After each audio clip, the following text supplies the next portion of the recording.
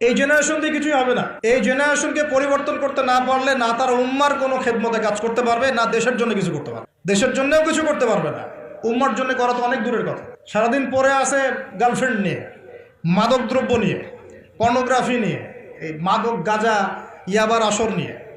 তারপরে কোনো কোনো ক্ষেত্রে দেখা যায় হকি স্টিক নিয়ে মারামারি করে বেড়াচ্ছে, হল দখল করবে। হয় না এগুলো?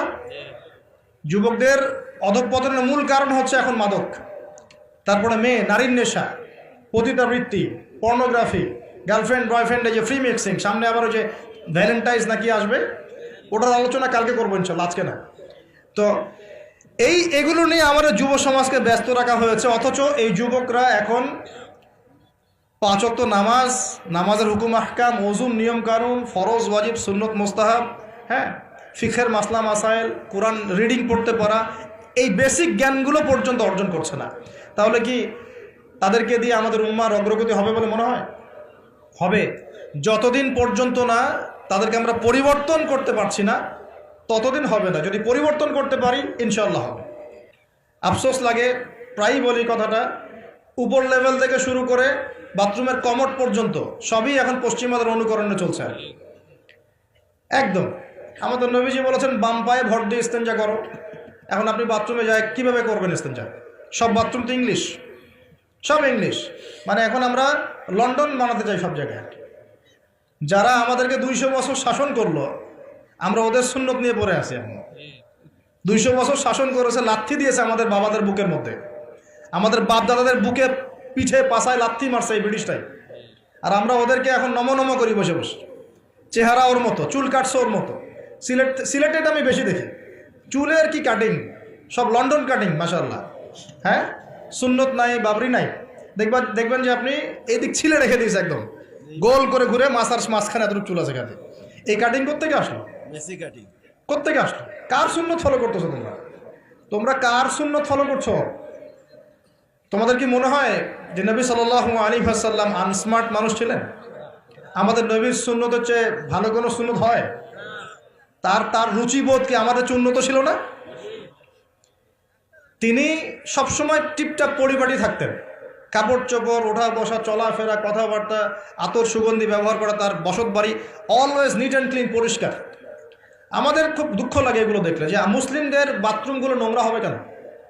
আর তুহুরু শাতরুল ইমানই তো বোঝাতে পারলাম না। পবিত্রতা, নিট অ্যান্ড ক্লিন, চকচকা ঝকঝকা থাকবে মুসলিমদের বাড়িঘর, এটা হলো পবিত্রতা, ইমানের একটা অংশ। ইমানের অর্ধেকই পবিত্রতা। আমাদের বাড়িঘর, পোশাক পরিচ্ছদ, চেহারা সুরত সব পরিষ্কার থাকতে হবে, এক ঝকঝক করবে। এটা মুসলমানের বাড়ি দেখলে বোঝা যাবে। হিন্দু ভাইদের বাসায় গিয়ে দেখা যায় পূজা করার আলাদা জায়গা আছে, মুসলমানদের বাসায় নামাজের জায়গা খুঁজে পাওয়া যায় না। এটা কেন? মুসলিমদের বাসায় নামাজের জায়গা খুঁজতে হয়, নামাজ পড়ার জায়গা কোথায় দেখান? বাসা বানাচ্ছেন 5 তলা 10 তলা, এগুলো সামনে কবরস্থান হবে, কারণ ভূমিকম্প আসতেছে, আগেই বলছে। এবং সিরিজ আসবে, সিরিজ সানাওয়াতুজ জালাজিল, জালজালার বছরগুলো আসবে, ওইদিকে আমি পরে আসতেছি। তো বানান আর উঁচু উঁচু বানান। তো 10 তলা বাড়িতে একটা জায়গা পাওয়া যায় না নামাজ পড়ার জন্য। ড্রয়িং রুমে নামাজ পড়তে হয়, বেডরুমে নামাজ পড়তে হয়, বাথরুমের সামনে নামাজ পড়তে হয়। অথচ একটা ছোট্ট হিন্দু ভাইয়ের বাসায় গিয়ে দেখেন তার ইবাদত, তাদের ইবাদত মানে তাদের ভাষায় বলছি, উপাসনা তাদের করা আলাদা জায়গা আছে। দেখেন নাই? তাহলে ধর্মকে কে বেশি শ্রদ্ধা করে? আমার কোনো ফিকির আছে নামাজ নিয়ে? বাড়িতে কাজের বুয়া থাকার জায়গা আছে, নামাজ পড়ার জায়গা নেই। বাড়িতে গোডাউন আছে, গোডাউন রাখার জায়গা। বাড়িতে টয়লেট আছে, 5টা 6টা টয়লেট, সব ইংলিশ, নামাজের জায়গা নেই। তো বাড়িঘর বানাবেন, আলাদা করে নামাজের জায়গা করবেন। আজকেই বাসায় গিয়ে বাসায় ঠিক করবেন কোন জায়গা নামাজের।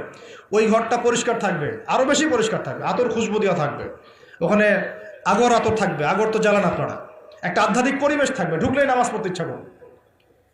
আর বাড়িঘরের টয়লেট হবে পরিষ্কার পরিচ্ছন্ন। আমাদের মুসলিম জাতি নিট অ্যান্ড ক্লিন, পরিষ্কার জাতি। আমরা সবসময় রাসূল সাল্লাল্লাহু আলাইহি ওয়াসাল্লামের মতো টিপটাপ পরিপাটি থাকবো ইনশাআল্লাহ। পারবো তো ইনশাআল্লাহ? আল্লাহ কবুল করুন, আমিন। রাতের বেলা অবশ্যই সূরা বাকারা শেষের 3 আয়াত পড়তেই হবে, পারা যাবে ইনশাআল্লাহ। নিজের উপর এটাকে ফরজ করে নিয়ে নেবে। আর 3 নাম্বার, তৃতীয় হাদিয়া এটা যেটা বলছিলাম, আল্লাহ পাক তার নবীকে ওয়াদা করেছেন। এই ওয়াদাটা খুব ভালো করে শোনেন।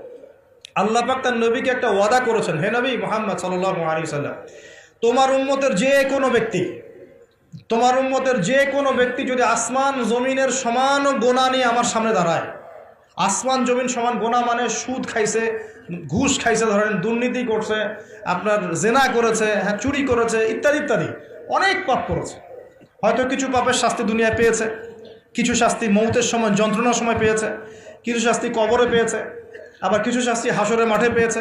এভাবে শাস্তি দেওয়া হবে ধাপে ধাপে, এবং এর মধ্য দিয়ে গোনাগুলো মাফ হবে। আবার কিছু সময় আল্লাহ পাক পরীক্ষা করেছেন জান দিয়ে, মাল দিয়ে, সম্পদের ক্ষতি দিয়ে। তো তোমার উম্মতের যে কোনো ব্যক্তি যত বড় পাপ নিয়ে আসুক না কেন, আসমান জমিন ভরায় ফেলুক পাপ দিয়ে, কিন্তু তার আমল নামায় যদি আমার সাথে শিরকের পাপ না থাকে, আমি তার সামনে আসমান জমিন সমান ক্ষমা নিয়ে হাজির হব ইনশাআল্লাহ।